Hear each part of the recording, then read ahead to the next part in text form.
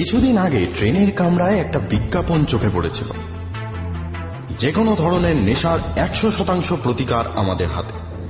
নিচে দেওয়া ছিল একটা মোবাইল নাম্বার।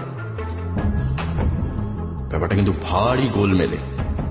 নামি দামি অ্যান্টিভাইরাস কোম্পানিরাও পুরোপুরি গ্যারেন্টি দিতে পারে না, সেখানে বেনামি ভদ্রলোক যে কোনো নেশা ছাড়িয়ে দেবেন বলছে। তাছাড়া যত দিন যাচ্ছে বাজারে নতুন ধরনের ড্রাগ আমদানি হচ্ছে, তাদের ব্যবহার পদ্ধতিও আলাদা। আবার সব নেশা যে তেমন খারাপ তাও নয়। ট্রেনের জানলার বাইরে আচমকা একটা ছোট দোতলা বাড়ি চোখে পড়ল। মন বলল সে বাড়িতে এক বছর 40-এর মহিলা থাকে, মানসী ভৌমিক। স্বামী তুহিরন ভৌমিক চাকরি সূত্রে বিদেশে। এখন তিনি দুপুরের ঘুম শেষ করে পাখা বন্ধ করার জন্য সুইচের দিকে হাত বাড়িয়েছেন, আর আমরাও হুড়মুড়িয়ে ঢুকে পড়লাম তার ঘরে। সুইচ বোর্ডের 3 নম্বর সুইচটায় হাত দিতেই মানুষের মনে হলো কোথা থেকে একটা গানের সুর ভেসে আসছে। বোধহয় পাশের বাড়িতে কেউ গান গাইছে। চারপাশে তাকিয়ে দেখলো জানলাগুলো বন্ধ করা আছে। এগিয়ে এসে সেগুলো খুলে দিল সে। তারপর ধীরে সুস্থে সিঁড়ি বেয়ে একতলায় নেমে এল। বয়স এবং মেদ হওয়ার সাথে সাথে সিঁড়ি দিয়ে ওঠানামা করতে বেশ অসুবিধা হয় তার। এই বয়সেই রেলিং ধরে নামতে হয়। নিচে এসে চারিদিকটা একবার ভালো করে দেখে নেয় সে। ঘর দৌড় পরিপাটি করে গোছানো। ধীর পায়ে হেঁটে কিচেনে ঢুকে আসে। ফ্রিজ থেকে ঠান্ডা জল বের করে, তারপর একটা মাঝারি সাইজের লেবুকে মাঝখান থেকে কেটে তার একটা দিক চেপে ধরে গ্লাসের উপরে। আর ঠিক সেই মুহূর্তে বাইরের কলিং বেলটা বেজে ওঠে। আধ চেপা লেবুটাকে পাশে রেখে দরজার দিকে এগিয়ে যায় সে। মানসী ভৌমিকের বাড়িটা দোতলা। তুহিরন চাকরির কারণে বেশিরভাগ সময়টা বাইরে বাইরেই কাটায়। 2 মাসে একবার বাড়ি ফেরে। রোজ বিকেলে অফিস থেকে বাড়ি ফেরার সময় একবার ফোন করে সে। মিনিট 15 কথা বলে, তারপর রেখে দেয়।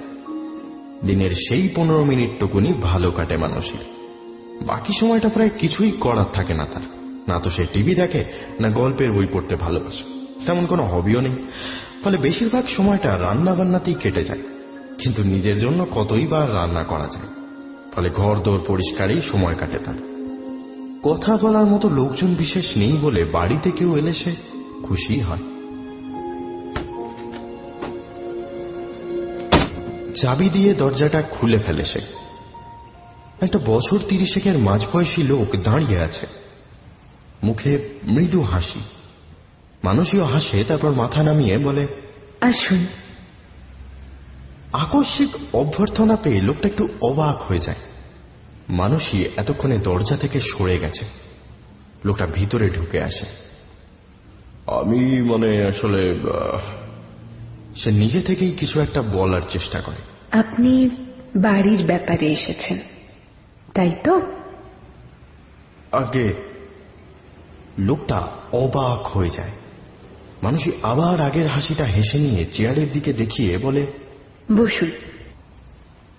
লোকটা আর কথা না বাড়িয়ে গুটি গুটি পায়ে এগিয়ে এসে চেয়ারে বসে পড়ে।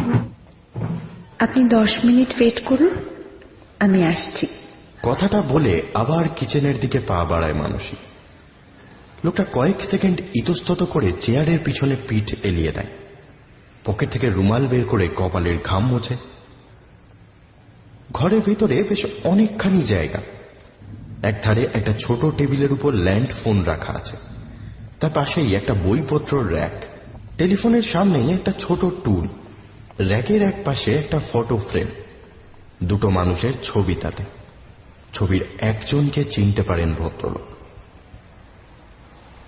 কিচেন থেকে জলের গ্লাস হাতে বের হয়ে আসে মানুষই।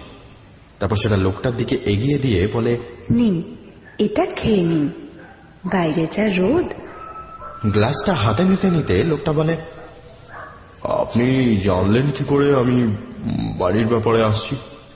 কিছু কিছু ব্যাপার আমি এমনিই জানতে পারি। এই যেমন ধরুন, এটা জানি যে আপনি 17 লাখ টাকা অবধি অফার করতে চান। লেবুর জলের গ্লাস মুখে তুলেও নামিয়ে নেয় লোকটা। অজান্তেই মুখটা হাঁ হয়ে যায় তার। কোন রকমের সামনে নিয়ে বলে, ভারী আশ্চর্যের ব্যাপার তো। আপনি কেমন করে জানলাম, তাই তো? মানসী সামনের সোফাটায় বসে পড়ে। ছোটবেলায় আপনি আপনার মামার বাড়িতে এক জ্যোতিষীকে হাত দেখিয়েছিলেন, সেও এইভাবেই আপনাকে সব গড় গড় করে বলে দিয়েছিল। হাতে একটা তাবিজও দিয়েছিল, কিন্তু বছর 3 আগে সেটা হারিয়ে ফেলেছেন আপনি। লেবুর জল শেষ করে গ্লাসটা সামনের টেবিলের উপর রেখে দেয় লোকটা। মাথাটা একবার দুপাশে ঘুরিয়ে নেয়, তারপর বড় সড়ো কয়েকটা নিঃশ্বাস নিয়ে বলে, আসলে যে কথাটা আপনাকে বলতে এসেছিলাম সেটা হলো, দুর্গাপুরের মধুসূদন ব্যানার্জি আমার বাড়িটা কিনতে চেয়েছেন। প্রথমে 15 বলতে বলেছেন, তারপর 16, তাতেও না হলে 17। তবে আমি বলি কি, তাকে বলে দেবেন বাড়িটা না কেনাই ভালো। কেন বলুন তো? এতক্ষণ ভদ্রলোকের ভুরু দুটো কুঁচকে ছিল, এবার কিছু আঁচ পেয়ে তার উৎসাহটা খানিকটা কমেছে। কেন বলতে গেলে আপনাকে একটা বড় সড়ো গল্প বলতে হয়, অত সময় নেই এখন। না, আমার তাড়া নেই। মানসী মুখের সামনে এসে পড়া চুলগুলো সরাতে সরাতে বলে, আপনার না, আমার সময়ের কথা বলছি। ভূতের বাড়ি নাকি? ভদ্রলোক এবার কৌতূহলী হয়ে জিজ্ঞেস করে। মানসী মাথা নেড়ে না বলে, তারপর সোফার উপরে পা তুলে বসে বলে, শুনতে চাইছেন যখন শুনে নিন। আমারও বলতে ইচ্ছে করেছে অনেকবার, খালি একটু পরে আমার একটা ফোন আসবে, তখন উঠতে হবে। লোকটা আর কিছু বলে না, চারপাশে মুখ ফিরিয়ে আর একবার লক্ষ্য করে নেয় ঘরটা। এখন বিকেল, একটু একটু করে কমে আসছে চারপাশের আলো। একটু আগেও আধ খোলা জানলা দিয়ে মরা রোদ আসছিল। আমরা তখন বিয়ে করে সত্য বাড়িটা কিনেছি। আমরা বলতে আমি আর তুহিরন। মানসী ভৌমিকের গলায় কেমন যেন বিষণ্ণতা আর ক্লান্তির ছাপ। সামান্য এই কটা সিঁড়ি নেমে এতটা ক্লান্ত হয়ে যায় মানুষ? জমানো টাকায় কেনা বাড়ি, লোন টোন নয়, ফলে বুঝতেই পারছেন দেখাশোনা কম করিনি। এই বাড়িটা আমারই পছন্দ করা। এর একটা বড় কারণ হলো বাড়িটা ছোট, চাইলে সামনে এক চিলতে বাগানও করা যায়।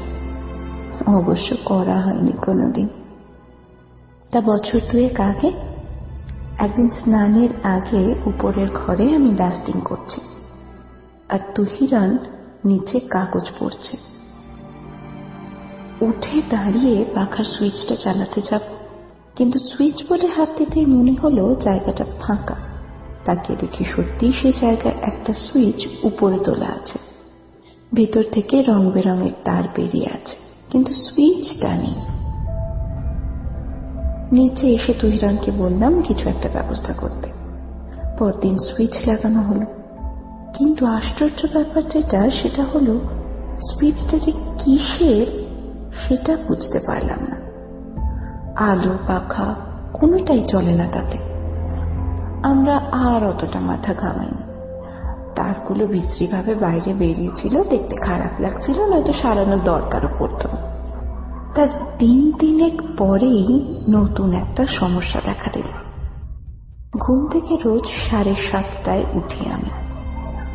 সেদিন ঘুম থেকে উঠতে একটু দেরি হয়েছিল। উঠে ঘরের পাখা বন্ধ করতে গিয়েই মনে হলো মাথাটা ঘুরে গেল। মুহূর্তে অন্ধকার নামলো চোখের সামনে, তারপর আর কিচ্ছু মনে নেই। চোখ খুলে দেখলাম আবার আমি বিছানায় শুয়ে আছি। ভারী অবাক লাগলো আমার। সম্ভবত পাখার সুইচ নেভাতে গিয়ে ইলেকট্রিক শক খেয়েছি আমি। বাড়িতে আমি ছাড়া কেউ নেই, তাহলে বিছানায় এসে শুলাম কি করে? উঠে বসে ঘড়ির দিকে তাকাতেই আমি অবাক হয়ে গেলাম। মানসী কিছু একটা বলতে যাচ্ছিল, এমন সময় টেলিফোনটা বেজে উঠল। আগন্তুক ভদ্রলোক এত মন দিয়ে গল্প শুনছিলেন যে আচমকা টেলিফোনের রিংয়ে তিনি চমকে উঠেছিলেন। সোফা ছেড়ে উঠে পড়ল মানসী। ঘড়িতে ঠিক 6:30 বাজছে। ধীর পায়ে সে এগিয়ে গেল টেলিফোনের দিকে। ও ফোন করে এই সময়, আপনি একটু বসুন। ভদ্রলোক মাথা নেড়ে দিলেন। এই কয়েকটা মিনিটে সবকিছুই যেন আশ্চর্য লাগছে তার। সমস্ত ঘটনাটাই আগে থেকে ছকে ফেলা একটা নাটকের মতো মনে হচ্ছে। এই মহিলাকে তিনি আগে দেখেন, এমনকি কালকের আগে নাম পর্যন্ত জানতেন, অথচ অবলীলায় তার সমস্ত কথা বলে দিলেন মহিলা। এমনকি কতদূর টাকা অফার করা হবে সেটা অব্দি। এমন চলতে থাকলে তার ব্যবসা তো লাটে উঠবে। মহিলাকে ম্যাজিক জানেন নাকি? টেলিফোনটা কানে দিয়ে এককাল হাসল মানসী। হোটেলে পৌঁছে গেছো? তুমি আগে থেকে কি করে বুঝে যাও বলো তো আমি হব? তুমি তো রোজই এই সময় ফোন করো, তাছাড়া ল্যান্ডলাইনে আর কেই বা ফোন করবে? তাও ঠিক, তবে আজ 15 মিনিট লেট হয়েছে। কেন বলো তো? চেয়ারে বসে থাকা ভদ্রলোক এতক্ষণে হাতের ব্যাগ খুলে কি যেন খুঁজতে শুরু করেছেন, সম্ভবত কোনো কাগজপত্র। মানুষই এক মনে কথা বলে চলেছে। অন্তত মিনিট 10 পরে ফোনটা রেখে দিল সে। তারপর শাড়ির আঁচলে কপালের ঘাম মুছতে মুছতে আবার ফিরে এলো সোফাটার কাছে। ভদ্রলোক এতক্ষণে কাগজপত্র আবার ব্যাগে ঢুকিয়ে নিয়েছেন। হ্যাঁ, কি যেন বলছিলাম? বলছিলেন যে ঘড়ির দিকে তাকাতেই আপনি অবাক হয়ে গেলেন। কি যেন একটু ভেবে নিয়ে আবার বলতে শুরু করে মানসী। হ্যাঁ, মনে পড়েছে। ঘড়িতে দেখলাম ঠিক 7:30 বাজে, অথচ আমার পরিষ্কার মনে আছে আজ 7:30টার পর উঠেছি আমি। তাছাড়া সংজ্ঞাহীন অবস্থায় কিছুক্ষণ মেঝেতে পড়েছিলাম নিশ্চয়ই। কেমন যেন ভয় লাগলো আমার। বাড়িতে কেউ ঢোকেনি তো? ধীরে ধীরে আমি ঘর থেকে বেরিয়ে আসতে যাচ্ছিলাম, এমন সময় মনে পড়লো ঘরের পাখাটা তখনও ঘুরছে। বাড়িতে যদি চোর ছেঁচুর ঢুকেও থাকে, সে এত যত্ন করে আমাকে বিছানায় শুয়ে পাখা চালিয়ে দেবে তা তো মনে হয় না। পাখাটা বন্ধ করতে যেতেই অকেজো সুইচটা চোখে পড়লো আমার। ঘুমের ঘরে সুইচটা টিপে দিইনি তো? তখন আর ব্যাপারটা নিয়ে মাথা ঘামাইনি। সারা বাড়ি খুঁজে কাউকে দেখতে পেলাম না। বাইরের দরজা ভেতর থেকে বন্ধ, ঠিক আমি যেভাবে বন্ধ করেছিলাম সেভাবেই বন্ধ। তাহলে কি হতে পারে? তুহিরনকে ফোন করলাম, সে বলল হয়তো ঘুমের ঘরে স্বপ্ন দেখেছি। আমার কিন্তু বিশ্বাস হলো না। স্পষ্ট মনে আছে ঘুম থেকে উঠে পাখার সুইচ বন্ধ করেছিলাম আমি। তারপরেই চোখে জাল পড়ে যায়, বিছানায় ঘুম ভাঙে। ধীরে ধীরে উঠে আসি আমি। হঠাৎ একটা বিদঘুটে সম্ভাবনার কথা মাথায় আসে আমার। তাহলে কি সুইচটায় হাত দেবার জন্যই কিছু হচ্ছে? তড়িঘড়ি সিঁড়ি দিয়ে উপরের তলায় উঠে আসি আমি। সুইচটা টিপতেই আবার সেই ব্যাপারটা হয়, তবে এবার আর চোখের সামনে জাল পড়ে না।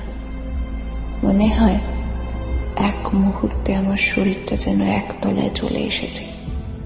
দরজাটার সামনে দাঁড়িয়ে আছি আমি, ঠিক 1 ঘন্টা আগে যেমন ছিল। প্রথমে খুব ভয় পেয়ে গেছিলাম জানেন। এরকম অদ্ভুত ঘটনা আগে কোনোদিন ঘটেনি আমার সাথে। ভদ্রলোক এতক্ষণ পরে খানিক নড়ে চড়ে বসলেন যেন। কথাগুলো তার বিশ্বাস হয়েছে কিনা মুখ দেখে বোঝা গেল না। মানসী তার মুখের দিকে একবার তাকিয়ে নিয়ে আবার বলতে শুরু করলো। পুরো ব্যাপারটা বুঝতে আমার 2-3 সময় লাগলো, এবং বিশ্বাস করতে আরো 1 দিন। দোতলার পাখার পাশের সুইচটা অকেজো নয়, সেটাতে চাপ দিলেই আপনি ফিরে যাবেন 30 মিনিট অতীতে।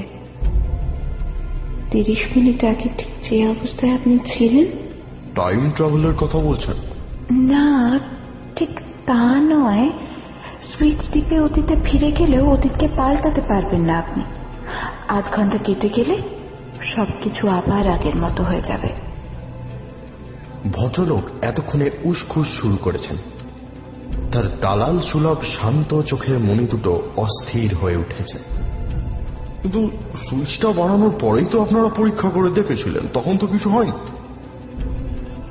মানসী মাথা নাড়ে। চাইলেই কাজ করে না ওটা, কিছু বিশেষ সময় সক্রিয় হয়ে ওঠে। কখন সেটা আগে থেকে বলা যায় না। লোকটা আর কিছু বলে না, দুটো হাত মুখের নিচে জড়ো করে কি যেন ভাবতে থাকে। ঘড়ির কাঁটা আপাতত 7টার দিকে এগিয়েছে। কিছু একটা কারণে ঘন ঘন ঘড়ির দিকে তাকাচ্ছে মানসী। কিন্তু আমি কত টাকা আপনাকে অফার করব সে কথা আপনি জানলেন কেমন করে বলুন তো? আরে আমি তো এ বাড়িতে আগে আসিনি কোনো। লোকটা এতক্ষণ চেপে রাখা প্রশ্নটা করে বসে। মানসী সোজা হয়ে উঠতে উঠতে জবাব দেয়, আপনি এই বাড়িতে এর আগে 73 বার এসেছেন। তবে পুরো ঘটনাটা এই প্রথমবার বললাম আপনাকে। মানে এখন আমরা? হ্যাঁ, 6 মিনিট আগে দরজা দিয়ে বেরিয়ে গেছেন আপনি। আমি জানলা দিয়ে দেখেছি আপনি কখন বাস ধরেছেন, কখন ট্যাক্সি, কখন পায়ে হেঁটে গেছেন। আমি দোতলার 3 নম্বর সুইচটা টিপেছি প্রতিবার। কিন্তু কেন? লোকটার মুখ থেকে স্বতঃস্ফূর্ত প্রশ্ন বেরিয়ে আসে। সে কথা বলার সময় নেই, আর 10 মিনিট সময় আছে। তারপর আবার অতীতে ফিরে যাবে? হ্যাঁ। কেন? ধরে নিন এটা আমার পাগলামি। এই 30 মিনিটটা আমি কিছুতেই হারিয়ে যেতে দেব না।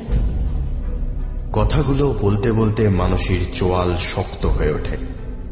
লোকটা ধীরে ধীরে এগিয়ে আসে মানসীর দিকে। তার অস্থিরতাটা বেড়ে উঠেছে। ঘড়ির কাঁটার খচ খচ শব্দটা এখন স্পষ্ট শোনা যাচ্ছে। খোলা জানলা দিয়ে আর হাওয়া আসছে না। ঘরের ভিতর গুমোট বেড়ে উঠেছে। মানসী কিচেনের দিকে এগিয়ে যায়। ভদ্রলোক টেবিলের কাছে ফিরে আসতে যাচ্ছিলেন, এমন সময় টেলিফোনটা আবার বেজে ওঠে। কি যেন ভেবে তিনি এগিয়ে যান সেটার দিকে। রিসিভারের নিচে লাল আলোটা জ্বলে উঠছে বারবার। কোনো নম্বর ফুটে উঠছে না সেখানে। ফোনটা ধরুন, আপনার প্রশ্নের উত্তর পাবেন। কিচেনের দরজা থেকে মানসীর গলা শোনা যায়। লোকটা দ্রুত এগিয়ে গিয়ে কাঁপা কাঁপা হাতে রিসিভারটা তুলে নেয়। সেটা কানে চেপে ধরতে ওপাশ থেকে উত্তেজিত গলা শোনা যায়। মিসেস ভৌমিক? না, আমি ওনার পরিচিত বলছি, বলুন। ফোনের ওপাশ থেকে একটু খচখচ শব্দ শোনা যায়।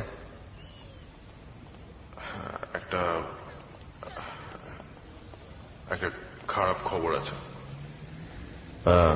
বলুন। খচখচ শব্দটা আবার দুবার হয়ে থেমে যায়। তুহিরন ভৌমিক হোটেলের যে ফ্লোরে ছিলেন তাতে আগুন লেগে পুরো তলাটাই ঝলসে গেছে। Sorry to say he is no more. আর কিছু না বলে ফোনটা রেখে দেন ভদ্রলোক। কিচেনের দরজা এখন ফাঁকা। ভিতর থেকে বাসনপত্রের টুংটাং আওয়াজ আসছে। একটু আগে একটা ফোন করেছিল তুহিরন, তাতে মিনিট 10 কথা হয় তাদের। ভদ্রলোক মনে করার চেষ্টা করেন ঠিক কি কথা বলেছিলেন মহিলা। কিছুতেই মনে পড়ে না। নিজের কাজে ব্যস্ত ছিলেন তিনি, তারপর কি যে হলো। হোটেলে পৌঁছে গেছো? তুমি আগে থেকে কি করে বুঝে যাও বলো তো? আমি হব? তুমি তো রোজই এই সময় ফোন করো, তাছাড়া ল্যান্ডলাইনে আর কেই বা ফোন করবে? তাও ঠিক, তবে আজ 15 মিনিট লেট হয়েছে। কেন বলো তো? চেক ইনে একটু সময় লাগলো। এত বড় হোটেল বোঝোই তো, সকাল থেকে মোবাইলের টাওয়ার পাওয়া যাচ্ছে না। ও আচ্ছা, শোনো, একটা কথা ছিল। কি কথা? আমি আর ফোন করব না তোমাকে। তুমি আর করোই বা করো, আমি তো করি। তুমিও করবে না। সে কি রাগ হলো কি নিয়ে আবার? আমি আর এভাবে আটকে থাকতে চাই না। মহা মুশকিল। কোথায় বা আটকে আছো তুমি? এই 8 ঘন্টায় তোমার এই একটা ফোন কলে। কি যে বলছো কিছুই বুঝতে পারছি না। আর 10 মিনিট পরে তোমার হোটেলের ফ্লোর পাস্ট করবে। মানে তুমি কি করে জানলে? জানি, এখন বলার সময় নয়। বেশ, আমি 10 মিনিটের মধ্যে এখান থেকে। পারবে না, যা ঘটার ঘটে গেছে, তুমি বেঁচে নেই আর। এসব তুমি বলছো কি করে? জাস্ট একটু হোল্ড করো ফোনটা, আমি আমি আমি আমি দেখছি। পারবে না। এর আগে 57 বার চেষ্টা করেছো তুমি, প্রতিবার বিস্ফোরণের আওয়াজ শুনতে হয়েছে আমাকে। তোমার মাথা খারাপ হয়ে গেছে, কি বলছো নিজেও জানো না। শোনো, আমি কাল বাড়ি ফিরছি, তারপর। তুই 73 বারে আমি বহুবার কেঁদেছি, চিৎকার করেছি, ছুঁড়ে ফেলে দিয়েছি ফোনটা, কিন্তু কিন্তু তোমাকে একটা কথা বলা হয়নি। বলো। কোনো একদিন তোমাকে কথা দিয়েছিলাম তোমাকে ছেড়ে যেতে দেব না কোনোদিন। সেদিন মনে হয়েছিল ব্যাপারটা খুব সহজ। আজ বুঝতে পারছি সেটা জীবিত প্রাণীদের পক্ষে সম্ভব নয়। আজ তোকে আমি হাসি মুখে যেতে দিলাম। যেটুকু কথা বলার ছিল সব বলে ফেলেছি। একটু পরে তোমার শরীরটা পুড়ে যাবে আগুনে। শুধু তোমার প্রতি আমার ভালোবাসাটুকু পড়বে না। 30 মিনিট থেকে সেইটুকু সম্বল নিয়ে বাস্তবে ফিরব আমি।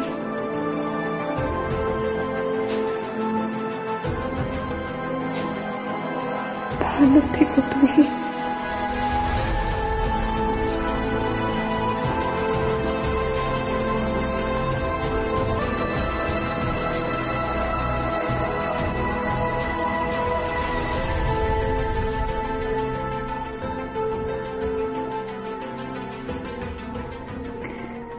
আমার কথা লোকটার পুরোপুরি বিশ্বাস হয়নি তা আমি জানি।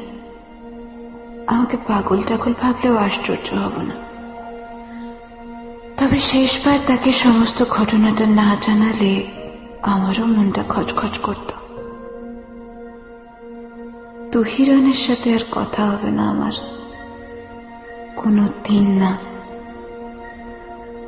তাকে আমি স্বেচ্ছায় যেতে দিয়েছি। আর 15 মিনিট এভাবে কাটিয়ে দিতে পারলেই তুহিরানের ফোন কলটা 30 মিনিটের বেশি অতীত হয়ে যাবে। আবার আমি বাস্তবে ফিরতে পারব।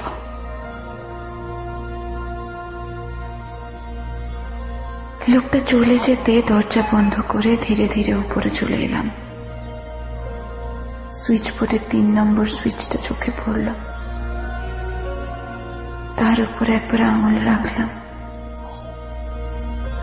না, শরীরটা ঠান্ডা হয়ে আসছে। মাথার ভিতরে জমে থাকা কোমর বাতাস বেরিয়ে যাচ্ছে ধীরে ধীরে। এই 36 ঘন্টায় আমার মন শক্ত হয়েছে একটু একটু করে। এখন আর কষ্ট হচ্ছে না আমার। জানলার কাছে এসে দাঁড়ালাম। প্রথমবার নিচে যাওয়ার সময় জানলা খোলা ছিল। সুইচ টিপে এ ঘর থেকে যাওয়ার সময় প্রতিবার জানলাগুলো বন্ধ করে গেছি, যাতে অতীতে ফিরে গেলে বন্ধ জানলা দেখে বুঝতে পারি সত্যিই ফিরেছি কিনা। এখন 2 হাত দিয়ে খুলে দিলাম সেগুলো।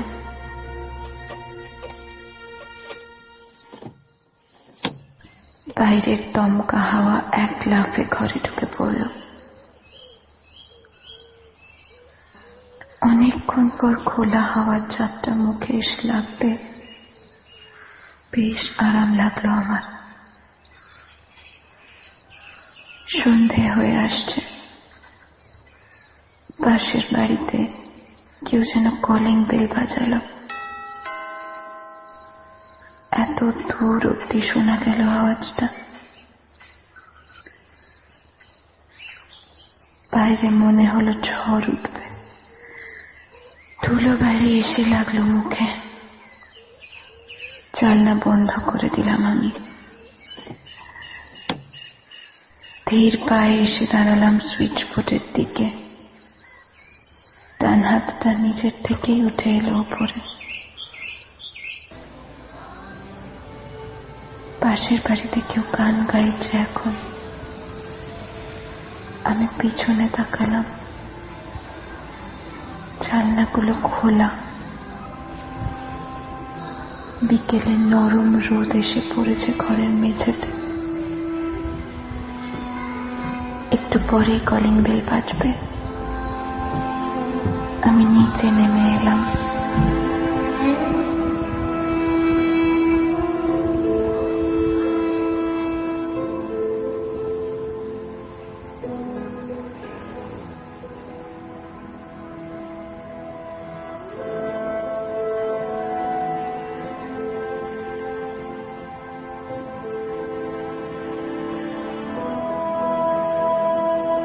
কোনোদিন রাতে ঘুম না আসলে একটা কথা ভেবে দেখবেন, সময় কি সত্যি সরল রৈখিক, নাকি সময় হলো একটি বিরাট বড় বৃত্ত, যার তুলনায় আমাদের ইতিহাস এত ছোট যে আমাদের তাকে সরল রৈখিক মনে হয়।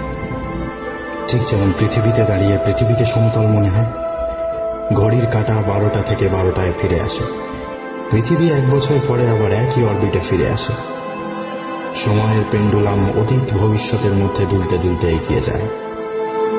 একই মানুষ, একই ঘটনা, একই দৃশ্য সময়ের চাকায় ফিরে ফিরে আসে। সত্যি কি তাই? এ বিষয়ে আপনার মতামত জানাতে পারেন আমাকে shayok@mhstation.com বা দেবযানী@mhstation.com এই ঠিকানায়। শুনছিলেন মিডনাইট হরর স্টেশনের গল্প 30 মিনিট। সবাই ভালো থাকবেন। শুভরাত্রি।